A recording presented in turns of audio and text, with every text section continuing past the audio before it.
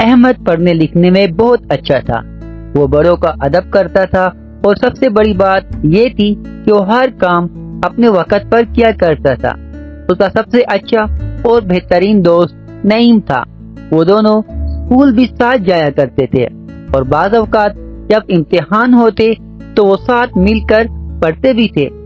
احمد ہمیشہ پہلی پوزیشن حاصل کرتا تھا جبکہ نعیم دوسری پوزیشن حاصل کرتا تھا۔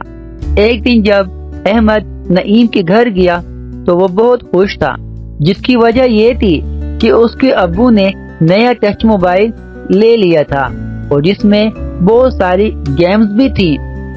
نعیم نے احمد کو ٹچ موبائل دکھایا اور وہ دونوں مل کر موبائل پر گیم کھیلنے لگے۔ موبائل پر گیم کھیلنے سے احمد کو بہت زیادہ مزہ آیا اور گھر جا کر اس نے بھی اپنے ابو سے فرمائش کی کہ انہیں بھی ایک نیا ٹچ موبائل لینا ہے۔ اس کے ابو نے منع کر دیا، لیکن احمد کے بہت اصرار کرنے پر آخرکار اس کے ابو نے ایک نیا ٹچ موبائل لے لیا۔ پھر کیا تھا، موبائل لیتے ہی احمد ہر وقت اس پر گیم کھیلتا رہتا۔ اس کے امی ابو اسے بار بار منع کرتے مگر وہ کسی کی نہ سنتا، جس کی وجہ سے اس کی پڑھائی بھی متاثر ہونے لگی اور صحت بھی خراب ہو گئی، کیونکہ وہ کوئی کام اب اپنے وقت پر نہ کرتا تھا، نہ وقت پر کھاتا اور نہ کھیلنے کے لیے پارک جاتا تھا اور نہ پڑھائی میں وہ کچھ خاص توجہ دے رہا تھا۔ امتحان نزدیک آ چکے تھے اور احمد کی تیاری مکمل نہیں تھی، جبکہ اس کے دوست نعیم نے امتحان کی تیاری بہت اچھی طریقے سے کر رکھی تھی، جس کی وجہ سے نعیم کی پہلی پوزیشن آئی جبکہ احمد تیسرے نمبر پر آیا۔ نعیم کو بہت افسوس ہوا کہ اس کا دوست جو ہر سال پہلی پوزیشن حاصل کرتا تھا آج تیسرے نمبر پر آیا ہے۔ شام کو جب نعیم احمد کے گھر گیا تو وہ موبائل پر گیم کھیل رہا تھا۔ نعیم کو دیکھ کر احمد نے اسے مبارکباد دی۔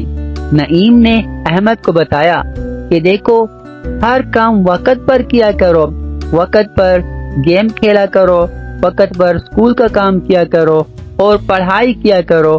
میں بھی ہر کام اپنے وقت پر کرتا ہوں، یہ نہیں کہ ہر وقت موبائل لیے بیٹھ جاؤں اور گیمز کھیلتا رہوں۔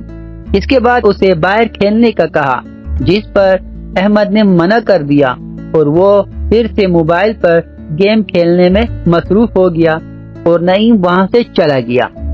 اتوار کے دن احمد صبح سے موبائل پر گیم کھیل رہا تھا، یہاں تک کہ رات ہو گئی اور احمد کو پتہ بھی نہ چلا۔ آخرکار اسے جب نیند آنے لگی تو وہ موبائل رکھ کر لیٹنے لگا تو اس کا سر چکرا گیا اور وہ زمین پر گر گیا۔ جب اس کی آنکھ کھلی تو اس نے اپنے آپ کو بستر پر لیٹا ہوا دیکھا۔ اس کے امی ابو اور اس کا دوست نعیم اس کے پاس کھڑے تھے۔ احمد کے پوچھنے پر اس کی امی نے بتایا کہ تم جب کافی دیر تک موبائل پر گیم کھیل رہے تھے تو تمہیں چکر آ گئے اور تم بے ہوش ہو گئے۔ ڈاکٹر صاحب نے اسے بتایا کہ مسلسل موبائل میں گیم کھیلنے کی وجہ سے تیز شعاؤں نے تمہاری آنکھوں کو کمزور کر دیا ہے، جس کی وجہ سے اب نظر کا چشمہ لگانا پڑے گا۔ جس پر احمد کو بہت افسوس ہوا۔ اس نے اپنے امی ابو سے اپنے برے برتاؤ کے لیے معافی مانگی اور آئندہ اپنا کام وقت پر کرنے کا وعدہ کیا۔